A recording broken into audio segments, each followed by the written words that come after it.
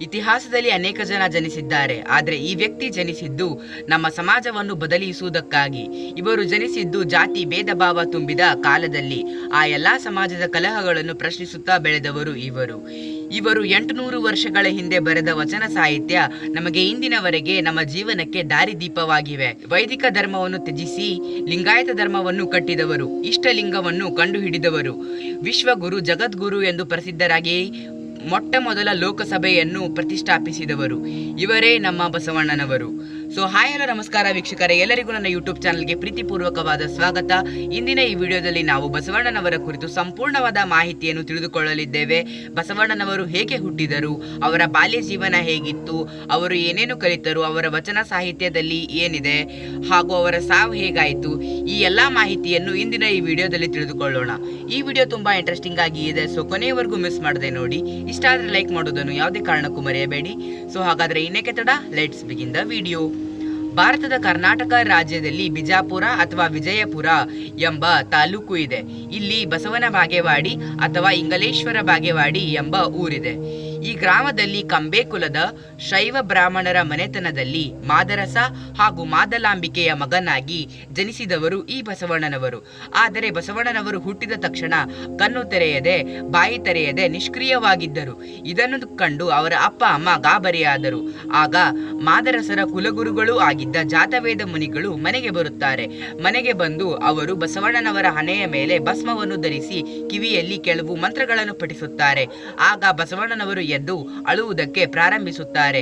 ನಂತರ ಜಾತವೇದ ಮುನಿಗಳು ಹೇಳುತ್ತಾರೆ, ಇದು ಸಾಮಾನ್ಯವಾದ ಶಿಶುವಲ್ಲ, ಇವನು ಲೋಕೋದ್ಧಾರಕ, ಲೋಕದ ಉದ್ಧಾರಕ್ಕಾಗಿ ಜನಿಸಿದ ಮಗು ಇವನಿಗೆ ಬಸವ ಎಂದು ಹೆಸರಿಡಿ ಎಂದು ಆ ದಂಪತಿಗಳಿಗೆ ಹೇಳುತ್ತಾರೆ. ಅವರು ಗುರುಗಳು ಹೇಳಿದ ಮಾತಿನಂತೆ ಆ ಮಗುವಿಗೆ ಬಸವಣ್ಣ ಎಂದು ಹೆಸರಿಟ್ಟಿದ್ದಾರೆ. ಅಂದರೆ ನಮ್ಮ ಬಸವಣ್ಣನವರು ಜನಿಸಿದ್ದು ಆನಂದನಾಮ ಸಂವತ್ಸರದ ವೈಶಾಖ ಮಾಸದ ಅಕ್ಷಯ ತೃತೀಯದಂದು. ಬಾಲಕ ಬಸವಣ್ಣನವರು ಚಿಕ್ಕಂದಿನಿಂದಲೇ ತುಂಬಾ ಬುದ್ಧಿವಂತರಾಗಿರುತ್ತಾರೆ. ಅವರು ತಮ್ಮ ಸುತ್ತಮುತ್ತಲಿನ ಆಚಾರ ವಿಚಾರಗಳನ್ನು ಪ್ರಶ್ನಿಸುತ್ತಾ ಆ ಪ್ರಶ್ನೆಗಳಿಗೆ ಉತ್ತರಗಳನ್ನು ಕಂಡುಕೊಳ್ಳುತ್ತಿದ್ದರು. ಅನೇಕ ಪ್ರಶ್ನೆಗಳನ್ನು ತಮ್ಮ ತಾಯಿಗೆ, ತಂದೆಗೆ ಹಾಗೂ ಗುರುಗಳಿಗೆ ಕೇಳಿ ಆ ಪ್ರಶ್ನೆಗಳಿಗೆ ಉತ್ತರವನ್ನು ಗಟ್ಟಿಸಿಕೊಳ್ಳುವಂತಹ ಕೆಲಸವನ್ನು ಮಾಡುತ್ತಿದ್ದರು. ಬಸವಣ್ಣನವರು ಈ ಮೇಲ್ವರ್ಗ ಸೃಷ್ಟಿಸಿರುವ ಕಲಹ, ಜಾತಿ ಕಲಹವನ್ನು ಸಮಾಜದಿಂದ ತೊಳೆಯಬೇಕೆಂಬುದು ಅವರ ಜೀವನದ ಉದ್ದೇಶವಾಗಿತ್ತು. ಇದಕ್ಕೆ ಉದಾಹರಣೆ ಅಂತ ಅಂದ್ರೆ ಅವರಿಗೆ ಬ್ರಹ್ಮೋಪದೇಶ ಅಥವಾ ಉಪನಯನವನ್ನು ಮಾಡುವಂತ ಸಂದರ್ಭದಲ್ಲಿ ಅವರು ಹೀಗೆ ಹೇಳುತ್ತಾರೆ, ನನಗೆ ಹಾಗೂ ನನ್ನ ಅಕ್ಕನಿಗೆ ಬ್ರಹ್ಮೋಪದೇಶ ಉಪನಯನವನ್ನು ಮಾಡಿ ಎಂದು ಕೇಳುತ್ತಾರೆ. ಆದರೆ ಅಲ್ಲಿ ನೆರೆದಿದ್ದ ಸಂಸ್ಕೃತಿಯ ವಿಚಾರರು ಈ ಉಪನಯನ ಎನ್ನುವುದು ಕೇವಲ ಗಂಡು ಮಕ್ಕಳಿಗೆ ಮಾತ್ರ, ಹೆಣ್ಣು ಮಕ್ಕಳಿಗೆ ಮಾಡಲಾಗುವುದಿಲ್ಲ ಎಂದು ಹೇಳುತ್ತಾರೆ. ಅದಕ್ಕೆ ಬಸವಣ್ಣನವರು ಈ ಗಂಡು ಮತ್ತು ಹೆಣ್ಣಿನ ನಡುವೆ ಭೇದ ತರುವಂತಹ ಉಪನಯನ ನನಗೆ ಬೇಡ ಎಂದು ವೈದಿಕ ಧರ್ಮವನ್ನು ತ್ಯಜಿಸಿ ಮನೆ ಬಿಟ್ಟು ಹೋಗಲು ನಿರ್ಧರಿಸುತ್ತಾರೆ. ದುಂದುಬಿನಾಮ ಸಂವತ್ಸರ ಅಂತ ಅಂದ್ರೆ ಕ್ರಿಸ್ತಶಕ 1142ರಲ್ಲಿ ಬಸವಣ್ಣನವರು ಬಾಗೇವಾಡಿಯಿಂದ ಕೂಡಲ ಸಂಗಮಕ್ಕೆ ಹೊರಡುತ್ತಾರೆ. ಕೂಡಲ ಸಂಗಮದಲ್ಲಿ ಒಂದು ಗುರುಕುಲವಿರುತ್ತದೆ. ಆ ಗುರುಕುಲದ ಕುಲಪತಿಗಳು ಜಾತವೇದ ಮುನಿಗಳಾಗಿರುತ್ತಾರೆ. ಬಾಲಕ ಬಸವಣ್ಣನವರ ಭಕ್ತಿ ಮತ್ತು ಶ್ರದ್ಧೆಯನ್ನು ಮೆಚ್ಚಿ ಅವರಿಗೆ ತಮ್ಮ ಗುರುಕುಲದಲ್ಲಿ ಇರಲು ಆಶ್ರಯವನ್ನು ಕೊಡುತ್ತಾರೆ.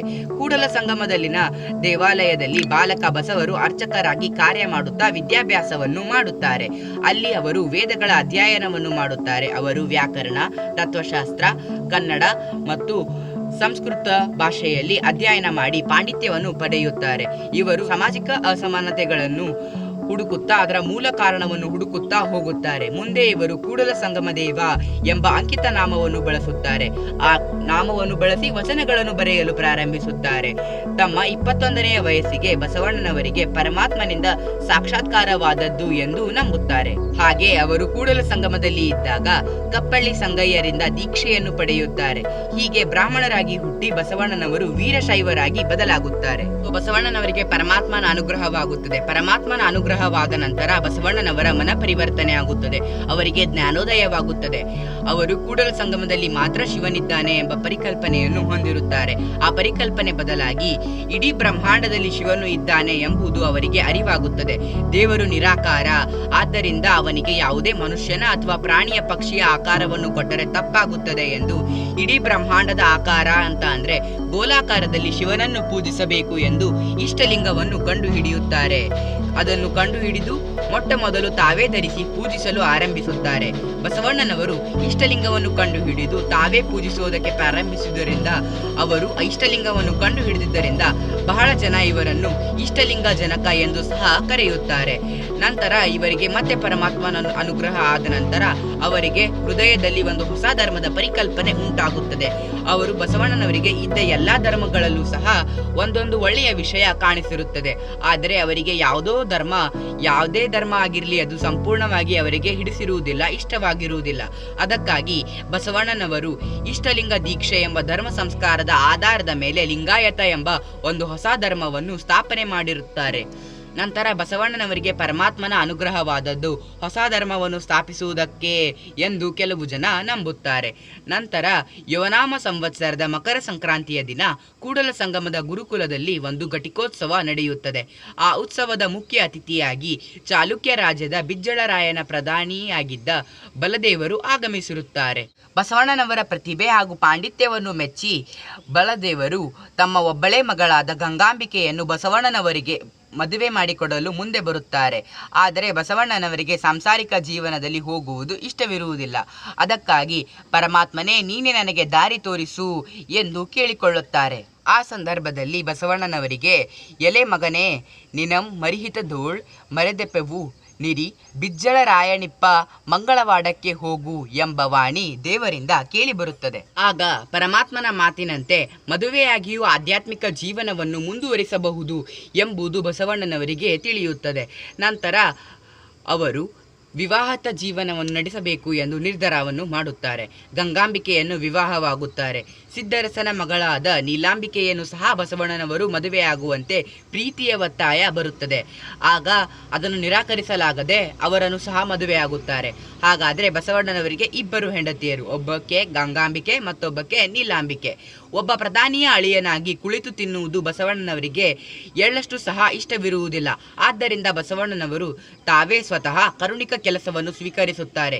ಬಿಜ್ಜಳ ರಾಜನು ತನ್ನ ವಾಸ್ತವ್ಯವನ್ನು ಮಂಗಳ ವೇಳೆಯಿಂದ ಕಲ್ಯಾಣಕ್ಕೆ ಸ್ಥಳಾಂತರಿಸುತ್ತಾನೆ.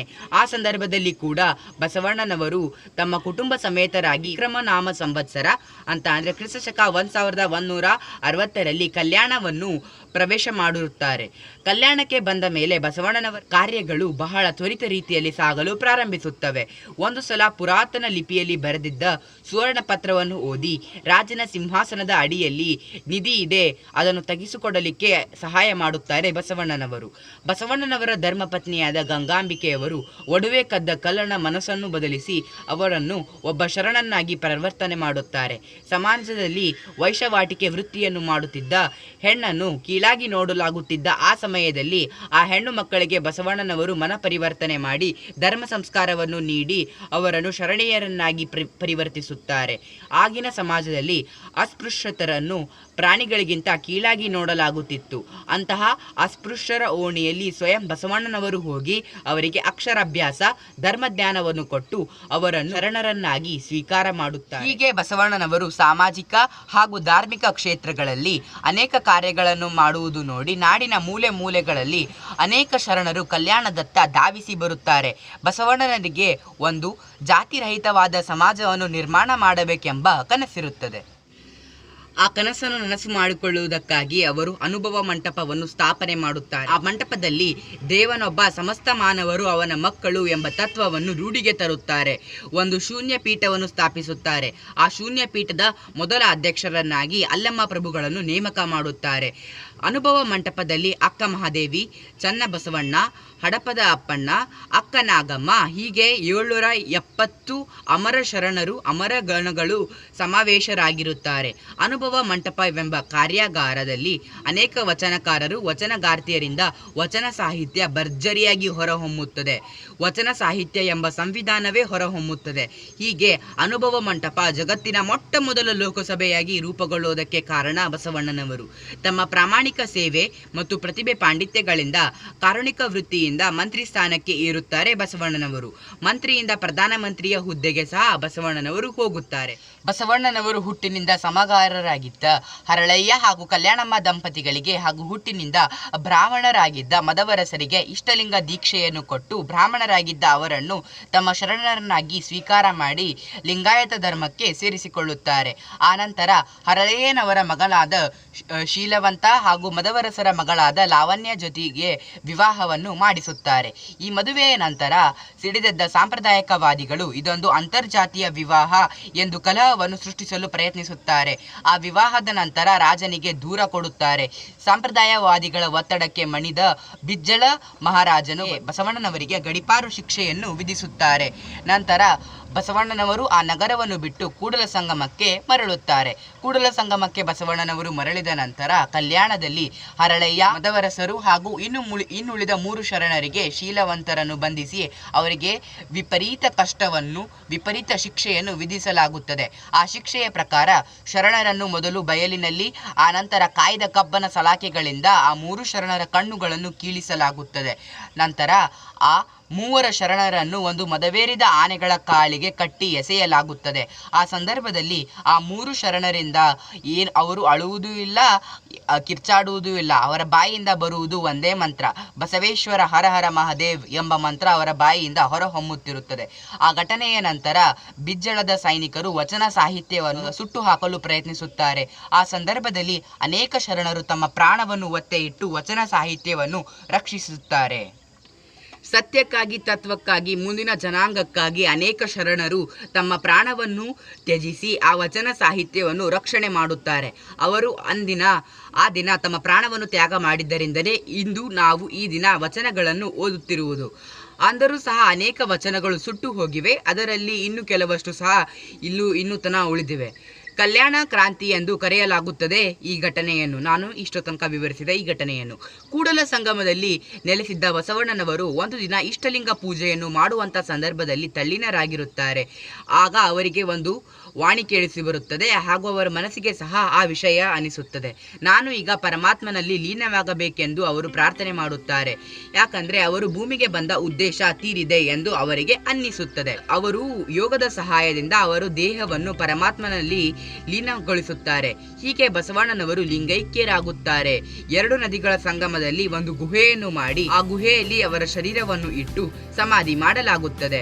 ಆದ್ದರಿಂದ ಅವರನ್ನು ಕೂಡಲ ಸಂಗಮ ದೇವನೆಂದು ಕರೆಯಲಾಗುತ್ತದೆ. ಬಸವಣ್ಣನವರು ಲಿಂಗೈಕ್ಯರಾಗಿದ್ದು ನಳನಾಮ ಸಂವತ್ಸರದ ಶ್ರಾವಣ ಶುದ್ಧ ಪಂಚಮಿ ಎಂದು ದಿನಾಂಕ 30/7/1996 ಈ ದಿನವನ್ನು ಬಸವ ಪಂಚಮಿ ಎಂದು ಆಚರಿಸಲಾಗುತ್ತದೆ.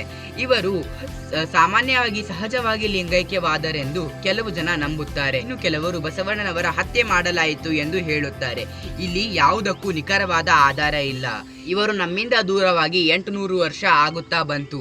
ಆದರೂ ಇವರು ಬರೆದಂತಹ ವಚನಗಳು, ಇವರು ಸೃಷ್ಟಿಸಿದಂತಹ ಆ ಲೋಕಸಭೆ ಇನ್ನೂ ಈ ನಮ್ಮ ಜನತೆಗೆ ಇನ್ನೂ ಅದೊಂದು ಆದರ್ಶವಾಗಿಯೇ ಇದೆ. ಬಸವಣ್ಣನವರು ಎಂದಿಗೂ ವಿಶ್ವಗುರುಗಳೇ ಆಗಿಯೇ ಇರುತ್ತಾರೆ. ಸೊ ಎಲ್ಲರಿಗೂ ಬಸವ ಜಯಂತಿಯ ಹಾರ್ದಿಕ ಶುಭಾಶಯಗಳು. ಸೊ ಈ ವಿಡಿಯೋ ಹೇಗಿತ್ತು? ಈ ವಿಡಿಯೋದ ಬಗ್ಗೆ ನಿಮ್ಮ ಅಭಿಪ್ರಾಯವನ್ನು ಕೆಳಗಿನ ಕಮೆಂಟ್ ಬಾಕ್ಸ್ನಲ್ಲಿ ತಿಳಿಸಿ. ಸೊ ಹಾಗೂ ಈ ವಿಡಿಯೋದಲ್ಲಿ ನಾನು ಕೆಲವು ತಪ್ಪುಗಳನ್ನು ಮಾಡಿರಬಹುದು. ನಾನು ಮಾತಾಡಿರೋದು ನಿಮಗೆ ಏನಾದರೂ ತಪ್ಪು ಅನಿಸಿದರೆ ಕಮೆಂಟ್ ಬಾಕ್ಸ್ನಲ್ಲಿ ತಿಳಿಸಬಹುದು. ಆ ತಪ್ಪುಗಳನ್ನು ತಿದ್ದುಕೊಳ್ಳುವ ಪ್ರಯತ್ನವನ್ನು ನಾನು ಮುಂದಿನ ವಿಡಿಯೋಗಳಲ್ಲಿ ಮಾಡುತ್ತೇನೆ. ಸೊ ಇದಾಗಿತ್ತು ಬಸವಣ್ಣನವರ ಬಗ್ಗೆ ಪೂರ್ಣವಾದ ಜೀವನ ಚರಿತ್ರೆಯನ್ನು ತಮ್ಮ ಮುಂದೆ ಬಿಚ್ಚಿ ಇಡುವ ಪ್ರಯತ್ನ. ಸೊ ಈ ವಿಡಿಯೋ ಇಷ್ಟ ಆಗಿದ್ರೆ ಲೈಕ್ ಮಾಡೋದನ್ನು ಯಾವುದೇ ಕಾರಣಕ್ಕೂ ಮರೆಯಬೇಡಿ. ವಿಡಿಯೋ ಇಷ್ಟ ಆಗಿದ್ರೆ ಹಾಗೂ ಚಾನಲ್ ಇಷ್ಟ ಆಗ್ತಾ ಇದ್ರೆ, ಬರುವಂಥ ವಿಡಿಯೋಗಳು ಇಷ್ಟವಾಗ್ತಾ ಇದ್ರೆ ಸಬ್ಸ್ಕ್ರೈಬ್ ಆಗೋದನ್ನು ಯಾವುದೇ ಕಾರಣಕ್ಕೂ ಮರೆಯಬೇಡಿ. ಸೊ ಮತ್ತೆ ಇಂತಹದ್ದೇ ಇಂಟ್ರೆಸ್ಟಿಂಗ್ ವಿಡಿಯೋದಲ್ಲಿ ಮುಂದೆ ಭೇಟಿಯಾಗುತ್ತಿರೋಣ. ಧನ್ಯವಾದಗಳು.